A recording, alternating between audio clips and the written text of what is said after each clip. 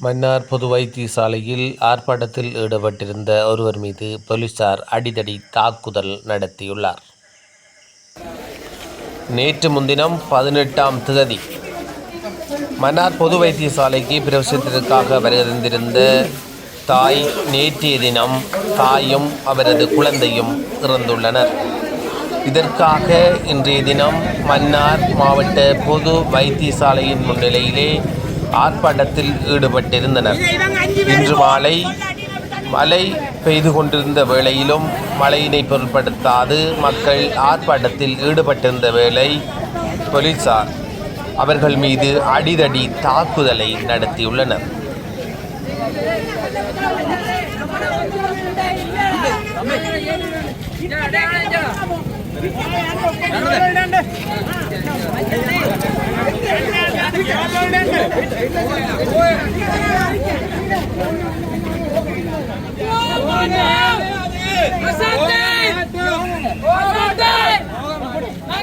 अभी 12 ब्लॉक करने हैं अभी राजगार के सेवा ने बैठेगा कभी अभी तारे आएंगे लगे मैं इनने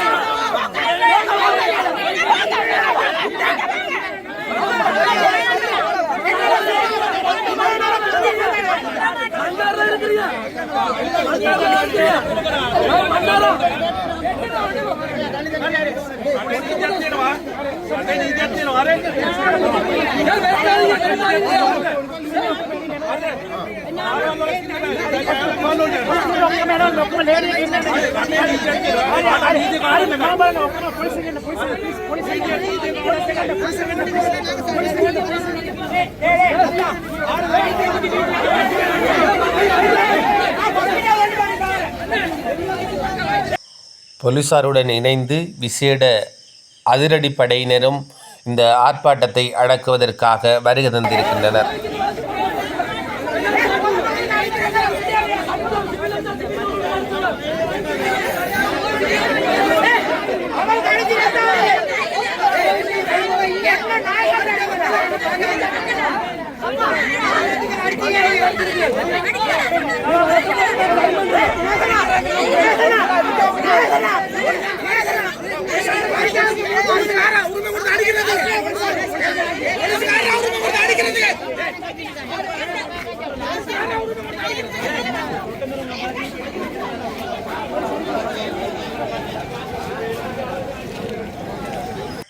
நீதிக்காக போராடும் மக்களை அடக்குவதற்காக இங்கே போலீசார் அதிரடிப்படையினர் குவிக்கப்பட்டிருக்கின்றது. இது ஜனநாயக நாட்டில் இப்படியான ஒரு அடக்குமுறைகள் மக்கள் மத்தியில் பெரும் குழப்பத்தை ஏற்படுத்தியுள்ளது.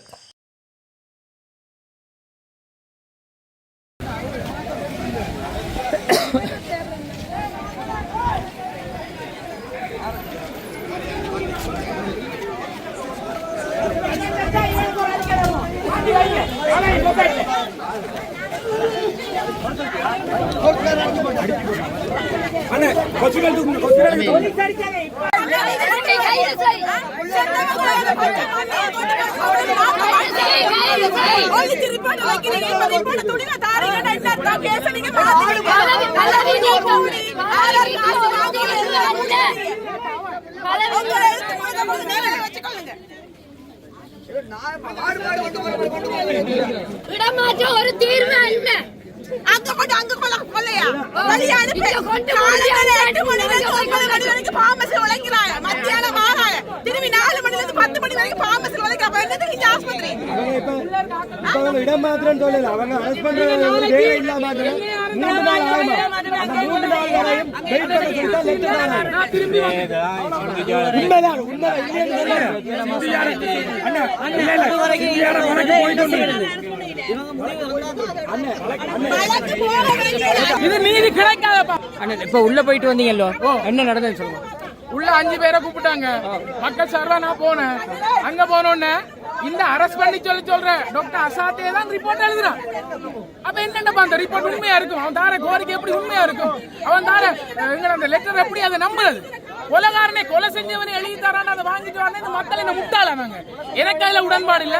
இந்த மக்களுக்கு விரோதம் இல்லாம நான் வெளியே வந்தேன்.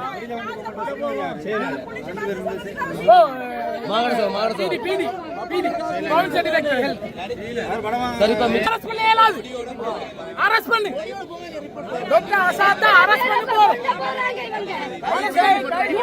3 மாசத்துக்குள்ள அடுத்த கொலை, இனி இன்னொரு 2 மாசத்துக்கு அடுத்த கொலை, அதுக்கு கிழமைக்கு கிழமை கொலை. மக்கள் என்ன பாடுபடட்டும் பாசையும் தெரியாது. நாங்க சொல்றது அவள் தர மருந்து பேய காற்று எங்க ஊர்ல வந்து எங்களை ஒருங்க சம்பளங்கான ஸ்டெக் அடிக்கிறீங்கல்ல. இந்த பொடி செத்துட்டுது, தாய் பிள்ளை வயிற்றுல செத்துட்டுது. அந்த பொடி திரும்பி வருமா? குடும்பத்தில் ஒண்ணு நடந்தாலே முடியா? பொய் மெடிக்கலா முடிக்கிறா? பொய் மெடிக்கலா முடிக்கிறா? அப்பா பரவாயில்லையா?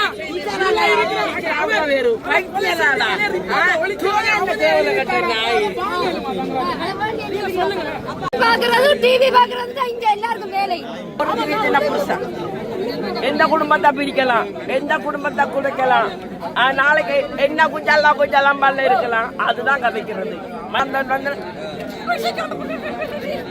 அது நீங்களா டாக்டர் மேம், உங்களுக்கு ஒரு ஆஸ்பத்திரி போனா மக்களா எப்படி கொலை செய்றீங்க? ஒரு குற்றம் ஏற்றுக்கொள்ளலாம், 2 குற்றம் நீங்கள் ஆரம்பத்துல தட்டி கேட்கல. தட்டி கேட்காத வழியாத்தா இந்த அளவுக்கு வந்திருக்கு. அம்மா செத்துட்டா புள்ள தப்பிடு, அம்மா தப்பிடு. இதே வைத்தியசாலை நடக்குது. இந்த வைத்தியசாலையில மட்டும் இப்படி ஒரு கேடு கட்ட ஒரு கேவலமானது ஒரு இப்படி ஒரு அசம்பாவிதம் ஏன் நடக்க வேணும்? அதுக்கு நீங்க பதில் சொல்லுங்க. யாராவது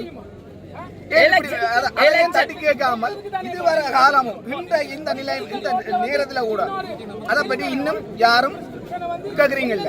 இதைத்தான் நாங்க கேட்கிறோம். போற ஒரு மரணம் இப்படி நிகழக்கூடாது. இதுக்கு போற ஒரு மரணம் இங்க நிகழக்கூடாது. இங்க சுகாதார அமைச்சர் வரும் வரைக்கும் இங்க ஆர்ப்பாட்ட களத்தை நாங்க அமைக்க போறோம்.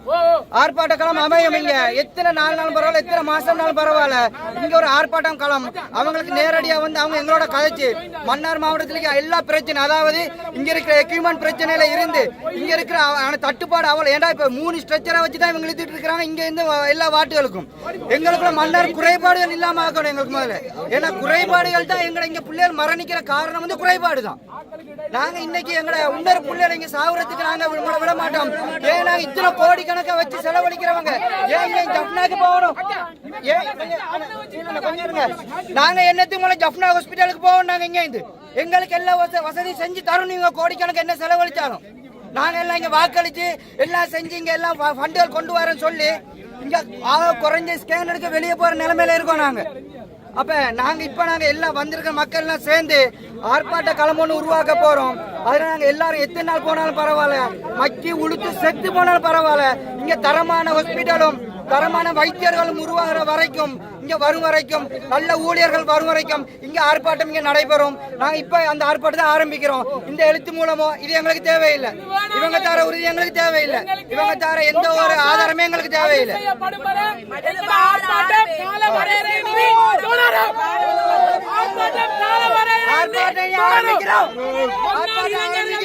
இளைஞர்கள் நாங்க எல்லாம் சேர்ந்து டாக்டர் அசாத் அரெஸ்ட் பண்ண வரைக்கும் ஆர்ப்பாட்டம் தொடரும்.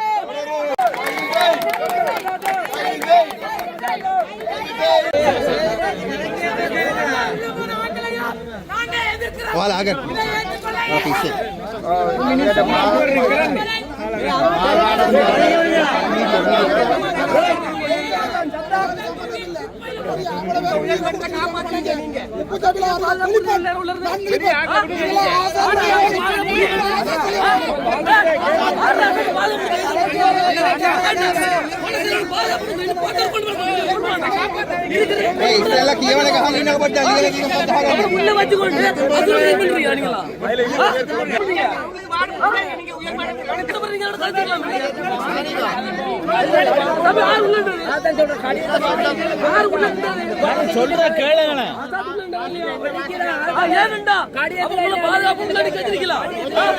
உடைக்க மாட்டோம், உள்ள போக நம்பிக்கை தானே உங்களுக்கு.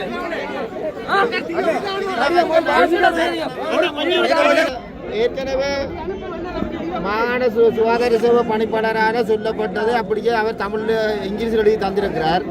அதில் சொல்லப்பட்டிருக்காது அரசாங்க அதிபருக்கு முகவரியிட்டு இருக்கிறது. நான் ஏற்கனவே உறுதியளித்தபடி பின்வரும் செயற்திட்டங்களை நான் நிறைவேற்றுவதற்கு என்னுடைய சம்மதத்தை வாக்குறுதியை தருகிறேன். ஒன்று, முதலாவது செயலாளர் சுகாதார அமைச்சினால் நியமிக்கப்பட்ட குழுவினால் முன்வைக்கப்பட்ட சிபாரிசினை அமுல்படுத்துவதற்கு நடவடிக்கை எடுப்பேன். 2 குழு நியமிக்கப்பட்டது, அந்த குழுவின் தீர்மானங்களை அமுல்படுத்துவதற்கு நடவடிக்கை எடுப்பேன். மற்றது மாகாண சுகாதார சேவை பணிப்பாளரால் நியமிக்கப்பட்ட ஒழுக்காற்று விசாரணையின் அறிக்கை 3 நாளைக்குள் கிடைக்கப்பெறும். அந்த அறிக்கையினை அந்த சிபாரிசுகளையும் நான் உடனடியாக அமுல்படுத்துவதற்கு நடவடிக்கை எடுப்பேன்.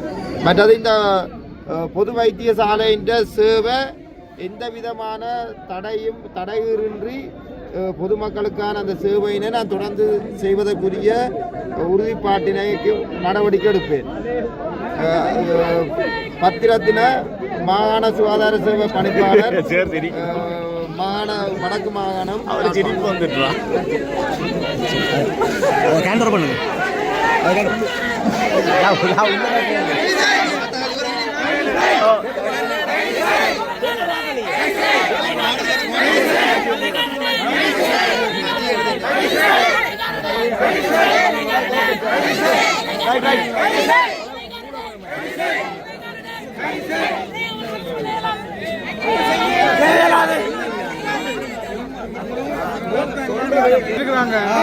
தொடர்ந்து இங்க போறதுக்கு நாங்கள் தயாரா இருக்கிறோம். சரியா? அதுக்குள்ள 4 பேர் இன்டர்வியூ பண்ணிட்டாங்க. லெட்டர்ல எழுதியிருக்காங்க என்னன்னு சொன்னா, அவர் வந்து 2 விசாரணை முடிஞ்சு இன்னும் ஒரு விசாரணை இருக்கு.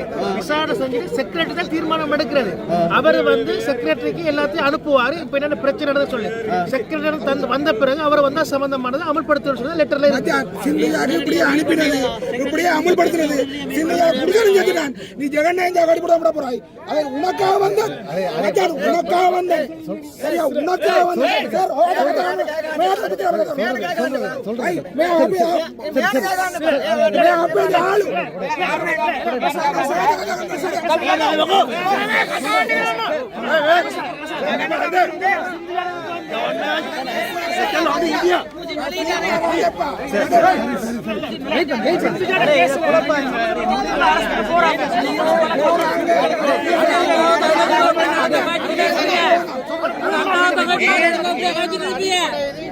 அடிக்கடி கொண்டு பண்ணலாம்டா நான் ஒரு அடிப்படை ஒரு கவர்மெண்ட் ஸ்டாஃபா இருக்கலாம்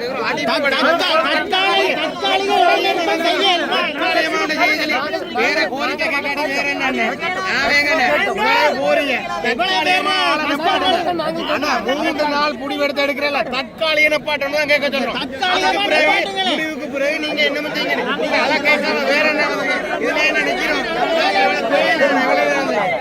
தற்காலிகம் கேட்டு